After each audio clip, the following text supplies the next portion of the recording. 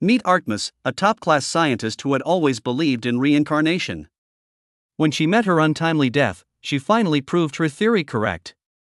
However, to her dismay, she was reincarnated as a princess destined to die at the age of 12. To survive, she must find her real father, but there's a problem. She has 4 potential fathers, each more dangerous than the last. To avoid an early death, Artemis has no choice but to face them all. Will she discover her true father in time to change her fate, or will her new life end as tragically as her last? Young Jai was a researcher dedicated to studying the theory of supersymmetric rebirth, and she was also a huge fan of fantasy novels. This passion led her to develop a theory proving the existence of fantasy worlds. According to her research, after death, people are reborn in other dimensions. Though hard to believe, her theory suggested that worlds with living dragons and magic could indeed exist. She also theorized that typical fantasy worlds are created from hidden memories of past lives. Despite her unconventional research, her colleagues supported her, though she occasionally wondered if their encouragement was genuine or just a figment of her imagination. After 8 long years of intensive research, she finally found evidence proving the existence of other dimensions. After dedicating her life to proving the theory of supersymmetric rebirth, she finally made a breakthrough, only to die from overwork at the age of 28. Her one wish for her next life was to be surrounded by handsome men, but when she woke up, she found herself reborn as Princess Artemis, also known as Princess Luna, a character from the novella Diary of a Princess. Unfortunately, in the novella, Princess Luna is destined to die at the age of 12, much to young Jai's dismay. She realized that instead of wishing for a harem of attractive men, she should have asked for a long life. Now inhabiting the body of Princess Artemis, she has the appearance described in the novella, eyes as dark and sparkling as the night sky, flawless porcelain-like skin, and soft silver hair.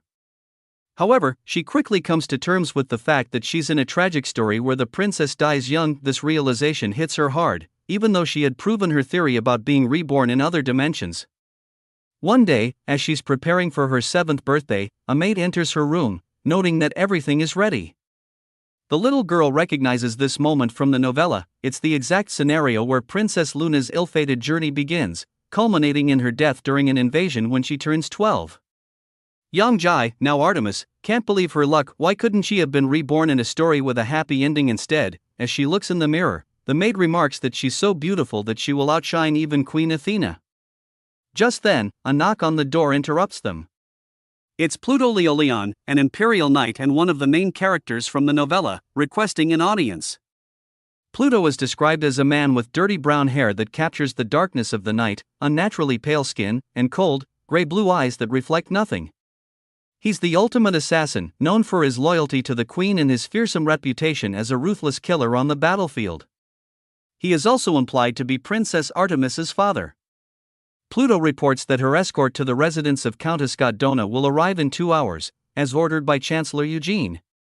His mere presence fills the room with fear, as he's known as the darkness of the empire and is feared by all. The maids fall silent, one of them whispering that meeting Sir Pluto in person is enough to die without regrets. Another maid comments that he's the most attractive man in the kingdom, or even the whole world, but warns that crossing paths with him is dangerous. On the battlefield, he's a demon. The maids also remark that he has heightened senses due to his training in aura manipulation, allowing him to hear everything within a 2-kilometer radius. As Artemis trembles in his presence, she realizes that Pluto is exactly as described in the original story, showing up just 2 hours before her fateful birthday banquet. She has countless questions about her new life, her fate, and Pluto's role in it, but she decides it's better to save them for later as she prepares for the banquet that will set her tragic destiny in motion. Young Jai had grown used to accepting difficult situations, and now, in her new life as Princess Artemis, she had only one thing on her mind: how to escape before being killed, as predicted by the original story. In the novella Diary of a Princess, Princess Artemis, also called Princess Luna, was destined to die at the age of 12, but young Jai, now inhabiting Artemis's body, was determined to avoid that grim fate. In the story, Princess Artemis sweetly told her maids, Ira and Vita, how grateful she was to them for making her look adorable. The maids found her so endearing, marveling at her kindness and angelic heart. Wanting to celebrate her upcoming birthday with them, Artemis suggested they join her at the banquet. However, Ira reminded her that only royalty and aristocrats were allowed at such events, and although Ira and Vita were a countess and baroness respectively, their roles as maids prohibited them from attending. Disappointed, Artemis proposed they have their own private celebration, dressing up and having fun together. Ira, honored by the suggestion, hesitated because the princess's clothes would be too small for them. Vita, hugging the little girl, listened as Artemis suggested they wear her late mother's dresses, since Queen Athena was no longer alive to wear them. Though Artemis's childlike speech wasn't perfect, her intention was clear. Ira was hesitant about the idea of wearing the queen's clothes, but Artemis reassured them they could do it secretly and take them off quickly afterward. When Artemis started crying, the maids immediately caved in. Vita, teasing Ira, warned that she shouldn't spoil the princess too much, and said that if anyone opposed, Artemis could throw them out as rebels. The maids were enjoying themselves, and Vita remarked that the princess had a commanding, authoritative side, just like Queen Athena, though Artemis wasn't sure if that was a compliment or an insult. After some time, the maids dressed up in the queen's gowns, emerging after an hour and a half. They marveled at the dresses, having always admired them when they saw them in Queen Athena's wardrobe. Artemis praised them, calling them beautiful, but suddenly, both maids fainted. Shocked, Artemis explained that the dresses were enchanted, only wearable by those of royal blood. Anyone else who wore them would pass out. She apologized to the unconscious maids, but knew she had to seize this moment to escape before her impending doom, just as the original Princess Luna had faced. Artemis quickly found the box she had read about in the novel, a special kit containing 2 magical items. As in the story, the box contained a ribbon and a brooch. While they looked ordinary, they held powerful abilities. The ribbon, when tied properly, would glow in the moonlight and transform the wearer into an adult, though it only worked on women. The brooch had the ability to block others' perceptions, effectively making the wearer invisible. These were Princess Luna's secret tools for escaping the palace in the original story, and now, Yongjai had access to them. Yongjai tied the ribbon into her hair, remembering every detail of the novel. Despite the trauma that had caused her memory loss in her past life, she still vividly recalled the events of the story. Disguising herself as a maid, she borrowed Vita's clothes and packed as much money as she could into a suitcase, her instinct for survival and fear of poverty still intact from her previous life. Even after being reborn into luxury, she couldn't shake the worry of being poor again. Just as she was about to leave, she froze. On the street, she spotted Pluto, the imperial knight, covered in blood. She overheard a man speaking to him, mocking Pluto by calling him the king's dog and saying he had lost his master since Queen Athena was dead. The man arrogantly added that the kingdom of Asterix would soon be destroyed by Britain. Pluto, unfazed, remarked that the man's mouth was still capable of yapping, implying that his silence would soon be ensured. This encounter mirrored a scene from the original story, sending a shiver down Yongjai's spine. Pluto, a major character in both the original novella and now her life, had finally made his appearance. Known for his unwavering loyalty to the queen and his ruthless skills as an assassin, he was a figure to be feared. Princess Luna had just received word of the assassination of a Britannian spy. What she didn't know was that the assassin was Pluto. She trembled with fear, knowing that if Pluto discovered her plan to escape, he would kill her as well. Pluto, hearing a noise, asked who was there, adding that there was no point in trying to hide since no one could conceal their presence from him. He urged whoever it was to come out if they wished to avoid death. A girl stepped forward. Pluto, curious, asked who she was, as he had never seen a maid like her before. The girl bowed and introduced herself as Hernia, explaining that she had recently entered the palace as a court lady and greeted him respectfully. In the original novel, it was mentioned that Chancellor Eugene had recruited a large number of new maids into the palace, which is why Hernia had deliberately disguised herself as one. However, Pluto found her suspicious, as her timing seemed odd to him. Despite this, he allowed her to leave but stopped her with one last request: to open her suitcase. Hernia hesitated, explaining that it only contained a humble servant's underwear and she feared it might smell unpleasant. Pluto, unmoved, told her he disliked being told twice and insisted she comply. Hernia thought to herself that if Pluto discovered what was inside the suitcase, her death would be certain, but if she refused to open it, he would grow even more suspicious and kill her anyway. She felt as though her fate was sealed, knowing her efforts were in vain and that her death would come before she even reached the age of 12. Once that suitcase was fully opened, her fate would be sealed. But just then, they were interrupted by a knight who addressed Pluto. He informed Pluto that the Chancellor needed him urgently, as it was related to Princess Luna's upcoming birthday celebration, and requested his immediate presence. Hernia breathed a sigh of relief, realizing she was still alive, for now. However, as soon as she heard Pluto say he would check the suitcase later, her dread returned. The knight made a comment about how many maids Pluto had reduced to tears, adding that many of them wanted to leave because of him. Pluto had a reputation for being suspicious. Moments later, the knight noticed the dead body nearby and was horrified. Pluto calmly explained that the body belonged to a Britannian spy and instructed the knight to take care of it, adding that it wasn't anything surprising, such events happened often. Pluto then turned to Hernia and told her they would meet again later. But by that time, Hernia had already vanished. As the knight dragged the corpse away, muttering about his fear of dead bodies and wondering why he always had to deal with such situations, Pluto reflected on the fact that he had sensed Hernia's presence even when he had killed the spy. That a maid could speak so casually after witnessing such a scene made her all the more suspicious in his eyes. Meanwhile, Hernia ran, thinking to herself that, despite her desperation, bringing the suitcase with her had been a mistake. But if she wanted to survive, she needed the money inside. Suddenly, a melody interrupted her thoughts. She moved closer to a door and saw a man standing there. She couldn't believe her eyes. The man gestured for her to approach. As she drew nearer, Hernia understood it was the same aura gate she had read about in the novels. Up close, the man looked even more extraordinary. He asked for her name. His hair, shining like moonlight in the dim surroundings, and his violet eyes, glittering like the finest amethysts, left her blushing. His cheeks, flushed like ripe peaches, and his porcelain skin made him appear otherworldly, like a fairy. This was Endymion Belgium Hebelius, a significant character in the original story. The moment Hernia greeted him, he asked if she wanted him to dance for her and teased her, asking if she hadn't been sneaking a peek on purpose to catch a glimpse of something. The girl quickly replied that she wasn't peeking. Endymion, unfazed, asked what she was doing there, to which she admitted that she was curious to see what he looked like, as he was the main character of the novella. Heine then informed her that there was something known as the Artemis dance. What she witnessed turned out to be real, the very scene from the novella she had longed to see. It was the same dance that Princess Artemis had watched at her birthday party, a moment so moving that it made her cry without realizing it. Even when reading about it, she had dreamed of seeing it for herself. And now, here it was, happening before her eyes. In one swift motion, Endymion removed the magical band from her hair, revealing her true identity. She transformed back into little Artemis. Endymion remarked that this was the same magical item he'd heard about in rumors from the princess, though seeing it in person was still astonishing. The little girl, terrified and confused, couldn't understand how he knew this.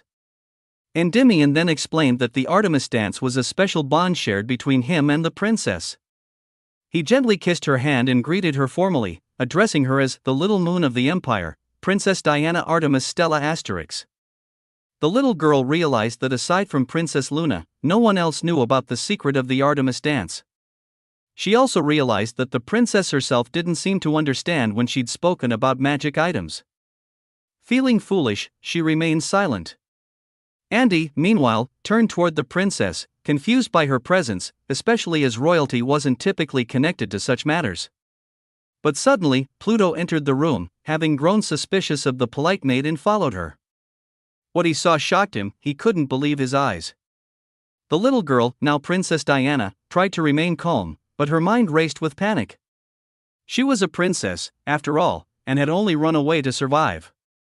Surely, Pluto wouldn't kill her. However, as soon as she saw his sword, she began to doubt that.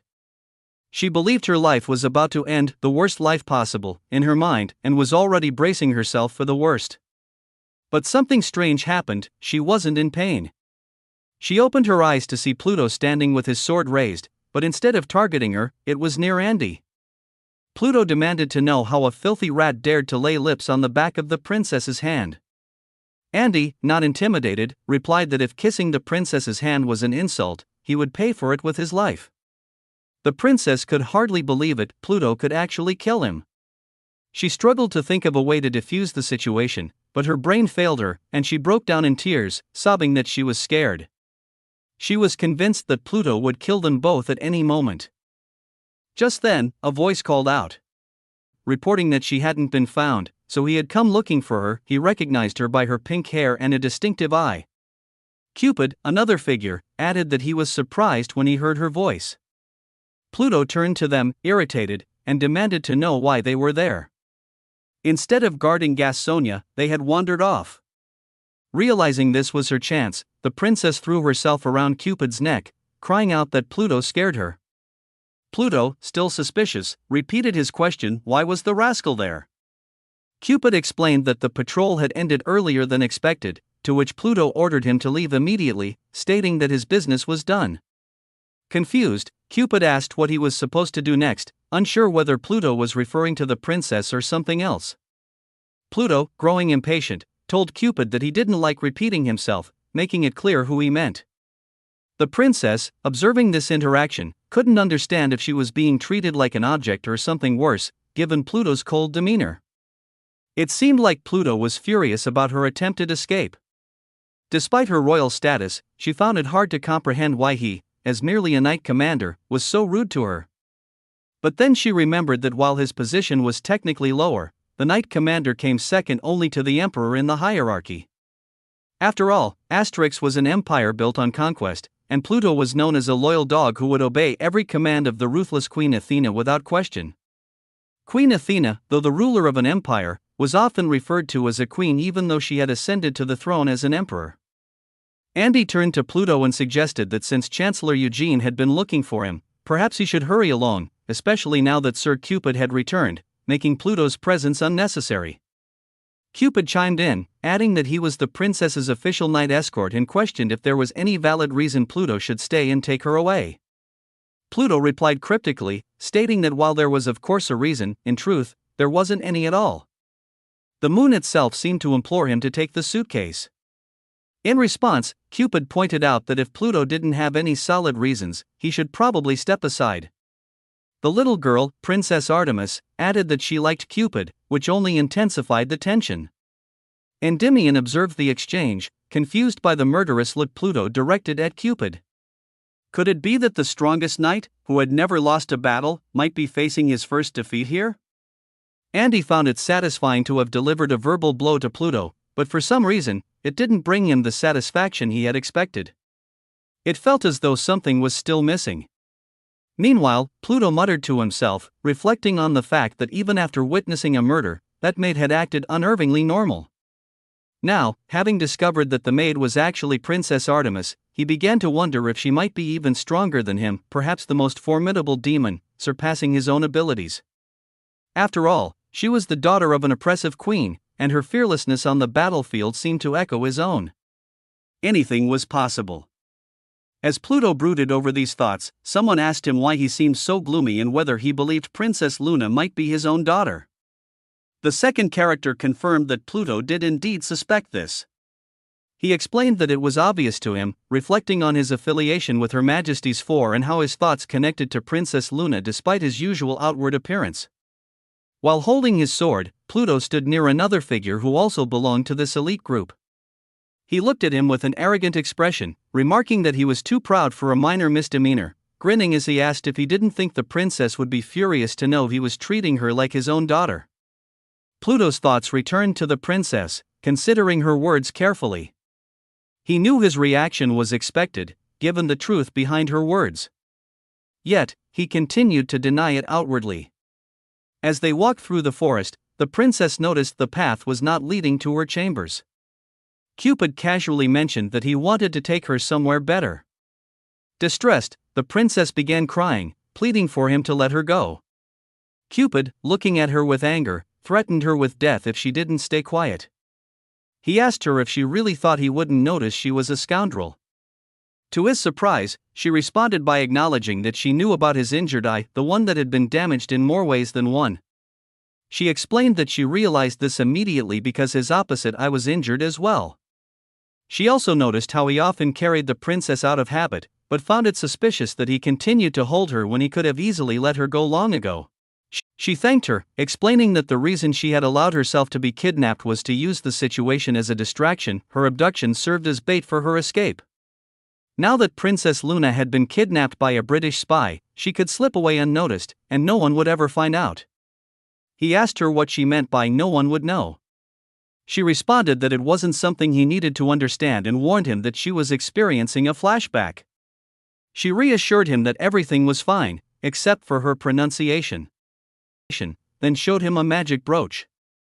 She explained that it was an item capable of changing appearances and had once been used by the former Revolutionary Army. The brooch was also equipped with a distraction function, which could be activated if the owner was captured. She reflected that although she had no intention of killing him, she had frightened him enough to make him start obeying her. In response, he accused her of being crazy, asking how she had come up with such a plan. He questioned whether she was truly a genius, perplexed as to why no one had mentioned that this princess was so brilliant.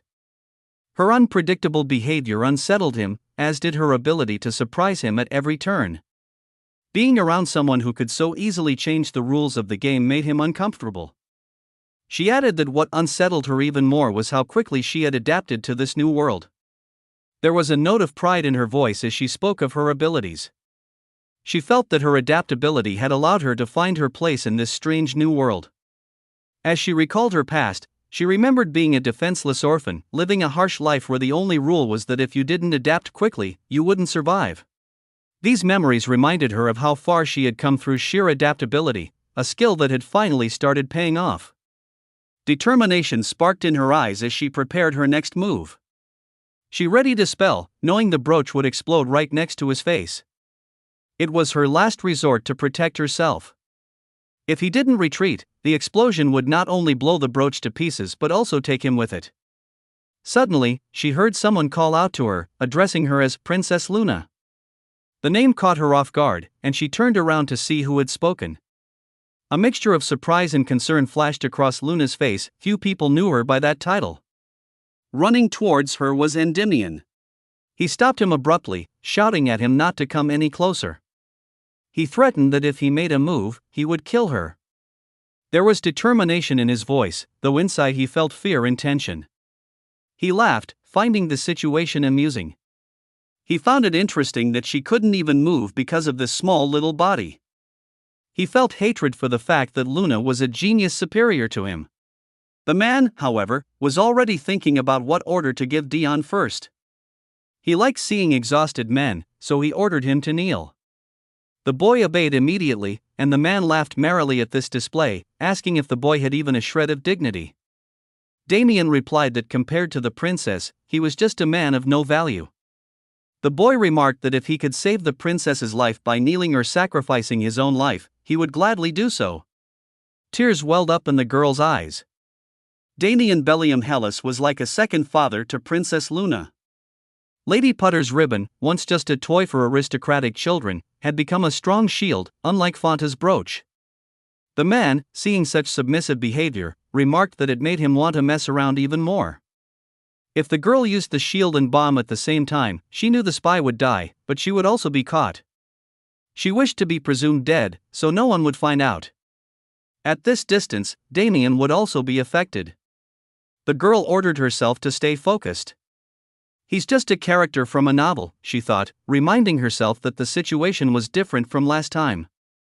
If she didn't use the bomb now, everything could be lost. Suddenly, the man threw the knife into the ground in front of Damien, stating that he had already been paid for the job. He decided that if the boy showed him something interesting, he might as well hand over the feisty princess. Damien, following the order to gouge his own eyes out, picked up the knife. As he brought it closer to his neck, a little girl watched with wide, fearful eyes, though Damien wore a gentle smile. He was about to carry out the command, willing to blind himself for the princess. However, the girl knew that if she didn't act soon, he might actually go through with it. Just as the assassin laughed at the grim scene, an unseen force suddenly knocked him down. Suddenly, she felt a gentle touch. When she opened her eyes, she found herself in Pluto's arms. He remarked that Damien's actions had been foolish, but he had known from the start that the man intended to take the princess hostage. That's why Pluto had pretended to attack Damien. At that very moment, Pluto had placed his sword at Damien's neck, shocking the girl. She couldn't believe Pluto was working with someone he didn't even like, using such a cunning plan. A cluster of flowers bloomed on the battlefield, a scene both beautiful and bloody. The girl recalled a description from the novel. Pluto was known as the battlefield demon, and she had to admit it was a fitting title. Meanwhile, Andy, noting how close he was to being late, joked about how he had almost become a one-eyed man. The girl, however, was relieved to see them working together. She hoped that maybe, just maybe, this collaboration could improve their relationship. Yet, her hopes were quickly dashed when Pluto pointed out that she should have come later. The man, noticing her injured arm, excitedly asked the princess if she was hurt. She remarked that it was just a scratch left by the bastard who had fallen and scratched her with his nails. Pluto, however, declared that he would cut the man's arm off in retaliation.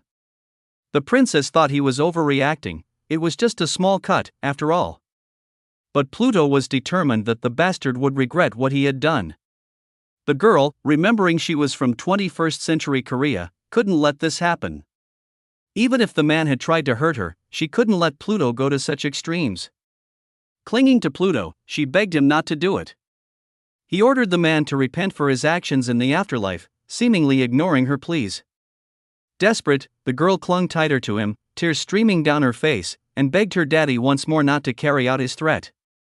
Finally, Pluto ordered the guards to drag the man to jail, promising to decide his fate later. The girl still couldn't believe that her daddy had really gone through with all of this. Damien, the battlefield demon, now had tears in his eyes, as if the tension had finally broken him. He longed to hold the princess as well, while the boy tied up the man using his own torn clothes. The girl was overwhelmed by the confusion of the situation, unsure of what was happening around her. She glanced at Pluto, who had returned to his cold, reserved demeanor. Perhaps, she thought, there had been a misunderstanding earlier. Then, the princess noticed a four-leaf clover nearby and immediately ordered them to let her go. She literally jumped out of Pluto's arms and rushed toward the plant. Pluto followed close behind her, recognizing the same four-leaf clover she had seen in her previous life. The girl was astonished that four-leaf clovers grew in this world as well. She recalled someone once telling her that a four-leaf clover symbolizes good luck, sprouting only when a three-leaf clover, having been trampled, continues to grow despite the scars. The girl felt a surge of hope, though she couldn't remember who had once shared those words with her. She didn't remember much, but one thing was clear: luck comes out of pain. Her life in Korea, where she had lived as a lonely orphan, had been terrible, and just when things had started to improve, she died. The girl was convinced that her theory of supersymmetric rebirth would work after death, but the cruel fate of dying at the age of 12 still haunted her. She had experienced enough pain, and now that she had another chance, she was determined to control her destiny. The princess asked Pluto to sit down and placed the clover behind his ear. She had decided that this time, she would survive, no matter what. She would use everything she had, even if it meant using a character from this novel, and that character was her father. Suddenly, breaking free, the man pulled Damien to the ground, hovering over him. He pointed out how foolish this all was, saying that if he hadn't sent that knight away, none of this would have happened. The man commented that he should have left Damien's smug face alone from the beginning. With a sharp blow, the boy asked if the man had ever heard of his tribe, a small group that inherited the blood of spirits. The man explained that they could strengthen their muscles by using that power as a weapon. Damien added that those with spirit blood had violet eyes and unnatural eye color. The man then noticed the scratch on his daughter's arm and suggested they start with that. The princess, however, informed Pluto that she could walk on her own now. Pluto, however, wasn't ready to relax. The girl pointed out that, according to the original plot, there would be no more spies, and if any rats remained, Pluto would eliminate them all. Pluto mentioned hearing an interesting report recently: the curious little Empire Moon liked to dress up and run away. He insisted on increasing her security, but his request was denied due to concerns about excessively restricting the freedom of a member of the imperial family. He even said he would write to the chancellor to cancel the upcoming birthday party, as the Empire's two missing magical items needed to be found and destroyed. The girl was shocked. Her last chance to escape was during that birthday party. Immediately, she began to whine, protesting that she didn't want the party cancelled. Pluto apologized, but the girl noted his expression wasn't that of someone who was truly sorry. She insisted that Luna's vision was fine, but Pluto, still apologizing, added that there was no evidence for what she claimed. The girl then said that Pluto would protect her, just like her mother, who was now in heaven, had told her. She mentioned that Luna's dad and knights were the toughest in the world, so Pluto could protect Luna anytime. Though the girl realized this might not be effective, Pluto suddenly announced that he would postpone his request to the Chancellor. After all, this birthday was the anniversary of the Empire's little moon. Everything had to be prepared carefully. The girl wasn't sure if she had heard him correctly. Pluto acted as if he had never even mentioned canceling the party. As soon as the maids saw Princess Luna and Pluto together, they rushed to her, wondering why he was with her. After a moment, they regained their manners and bowed. The maids had been worried about where the princess had gone, as she had suddenly disappeared. Vita, wearing her nightgown because Luna had stolen her clothes, joined them. Pluto began to report that Princess Artemis had used magical transformation items, but the girl quickly interrupted him. If Vi and Ira found out she had been kidnapped, they would feel guilty. She told Pluto that if he revealed what had happened, she would never forgive him. Pluto sighed, but before he could continue, he menacingly asked the maids why they had allowed the princess to leave the palace. The girl realized that the maids couldn't admit they had been trying on the queen's clothes. If the blame fell on her, it would lead to 3 severed heads. That couldn't happen.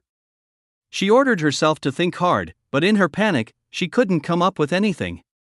Instead, she burst into tears, claiming that Pluto was scary.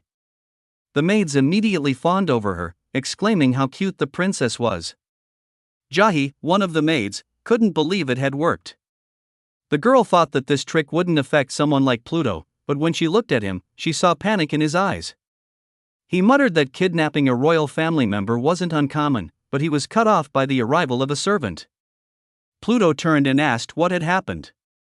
The servant mentioned an ancient tradition that daughters should stand by their fathers on the anniversary of their birthdays. Since Lord Pluto was to play the role of the father, he needed to change into more suitable clothes. Gently, he handed the princess to the maids, noting that he hoped they would take better care of her from now on, and hurried after the servant. Vita and Ira trembled with fear, remarking on how terrifying the situation had been. Just hours ago, they had been talking about how tough the battlefield demon was, and now they were shaken. Vita asked the princess why she had pulled such a stunt, admitting that they had been worried. Ira added that it was their fault. The princess was at an age where curiosity ruled her every thought. Ira then asked if the princess could wait quietly while they fetched her dress, and the girl immediately agreed. She hadn't given up on her escape plan just yet. Despite her strong desire to live, the girl knew deep down that she would eventually be caught.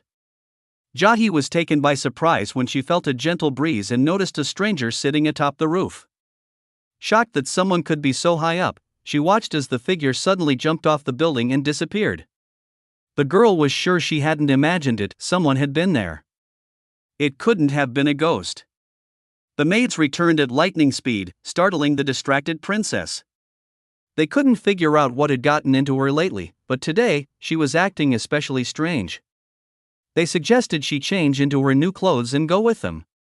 The maids mentioned that it would take about an hour to change, since there were 2 of them to assist. The girl timidly twirled, wondering how she looked. The maids were rendered speechless by her appearance. Vita remarked that the princess looked just like Queen Athena, quickly adding, "May the light of the Empire's moon shine forever." Soon after, the royal family's magicians, Jola and Kwanji, announced that the party was about to begin. They informed the princess that they had cast a spell on her, explaining what she needed to do when the time came. With a countdown 3, 2, 1, it all began. Fireworks lit the sky, and a servant introduced Princess Diana Stella Asteria. Pluto carried the princess gracefully in his arms. The girl thought it was magical, beyond her wildest dreams. Moonlight reflected off nearly transparent clouds, with birds soaring across the sky like scattered stars. Pluto, illuminated by the light of the full moon, looked majestic. They appeared at midnight and then vanished, leaving the crowd below in awe. Pluto jumped off the chapel where they had been standing, descending smoothly. The crowd, stunned, erupted in cheers for Princess Diana Stella Asteria. The girl, teary-eyed, whispered that it was amazing. Then, she noticed a handsome boy in the crowd, waving at her. Jahi recognized him, it was Damien. Pluto, noticing him too, sighed unhappily. The host welcomed Princess Diana Stella Asteria and Lord Pluto Leo, thanking the stars of the Empire for bringing everyone together. An attractive man with long green hair, whom the girl immediately recognized as one of the key secondary characters, the Chancellor of Asteria, Eugene, stepped forward. Over the past few days, many gifts had been sent for the princess, from honey-scented oils and pumpkins filled with fireflies to scented candles and silver roses. For those who wished to show their love on the occasion of little Luna's birthday, a special surprise had been prepared. Eugene announced an Easter egg hunt for everyone. The eggs, of course, were not ordinary, they were magical objects disguised as eggs. The girl realized everything was unfolding just as it had in the original story. Eugene explained that there were 12 eggs in total, and each one was worth a point. However, to make the hunt more exciting, they had hidden a special egg, worth 12 points, which could change the game entirely. This egg, a personal gift from Queen Athena to the princess, had to be returned to the princess upon finding it. If anyone tried to steal it, the egg would explode in their hands. The crowd erupted in excitement at this announcement, eager to take part in the thrilling hunt. Eugene reassured everyone that the egg would only explode if someone other than the princess tried to take it out of the palace. It would be safe as long as no one attempted to hide it with bad intentions. If anyone touched one of the 11 magic eggs, the energy would automatically be absorbed into their body. By saying the words Angodiasteria, the egg would reappear. If someone consumed the egg, they would gain access to all the magical power stored within it. The girl was taken aback when she realized the true nature of these eggs. A woman in the crowd mentioned that while they all knew the eggs were prizes, she was curious about what the first place prize would be. A man chimed in, saying that was indeed a great question, especially coming from a representative of another country, Genobia. The grand prize, Eugene revealed, was Princess Luna herself, or more precisely, the chance to be her partner for the first dance at the banquet. Eugene then explained that all the eggs had been hidden inside the imperial palace to ensure the competition remained fair. To prevent cheating, tracking and summoning magic had been blocked by barriers, and anyone caught using such magic would automatically be disqualified. The deadline for finding the eggs was before dawn. The girl observed that everyone seemed to be enjoying the party, and she was relieved that the grand prize was merely a dance partner. However, the 11 magic eggs each had unique abilities, and she figured some of them might help her escape. If she could find them, she could even sell them for a high price, so she decided to join the egg hunt later. Suddenly, Damien hurried toward the princess, mentioning that he had been looking for her for a long time. Artemis ran joyfully toward him. Jahi noticed that Damien had changed his clothes for the dance. The boy explained that his previous outfit had gotten stained with blood. Alarmed, Jahi asked if he was injured, but Damien assured her that he was perfectly fine. Confident, Damien declared that he would collect the most eggs and win the right to be her dance partner. Pluto, clearly annoyed, grumbled that the boy was far too noisy. Damien asked Pluto what the matter was, casually noting that he too wanted to win the grand prize. Pluto, with a hint of disdain, asked not to be compared to the boy. He then extended his hand toward the princess, asking her to come to him, while Damien insisted that she should leave Mr. Mean and join him instead. Jahi, caught between the two, wished that they would both just get lost somewhere. Eugene, watching the exchange, teased that some people were faced with impossible questions like, who do you love more, mommy or daddy? This left the princess in a tough spot. Eugene, ever the gentleman, gallantly greeted the young moon of the empire. The girl noted that while he didn't resemble Pluto or Damien, he was still incredibly handsome. Eugene commented that he understood why the lords were so concerned. After all, the princess had nearly been kidnapped earlier that day. Jahi was startled. She couldn't fathom how the chancellor knew about the kidnapping. Eugene elaborated, saying that something incredible had been left in the forest. He had tasked the best wizards with investigating the eclipse of the moon, which allowed him to see the memory of the princess's near kidnapping. He explained that in their empire, the eclipse of the moon symbolized death. In other words, an eclipse was a sign of a corpse. Simply put, Eugene said he had seen the memories of the dead spy. Pluto immediately demanded to know how this had happened. The spy was supposed to be taken to jail. Damien speculated that perhaps the man had been punished by heaven. Pluto reminded everyone that the spy had tried to cut off his hands and kill him. Jati, reflecting on Damien's kind nature, concluded that the spy must have done something truly unforgivable. However, the girl was still in a dilemma. In the original story, the spy was fated to die. If she managed to save someone destined to die, it could mean that changing fate was possible. Jati became desperate. If she could alter the fate of Princess Luna, perhaps she could change her own, as the owner of this body was also fated to die because of Britain's spy. Pluto, clearly concerned, asked why the Chancellor hadn't cancelled the banquet if he already knew about the kidnapping. Eugene responded that he had trusted both Sir Pluto and Lord Damien's judgment in handling the situation. Eugene pointed out that they had known everything about the spy, but neither had told him a word about it. Eugene had decided that this was a direct request not to cancel the banquet.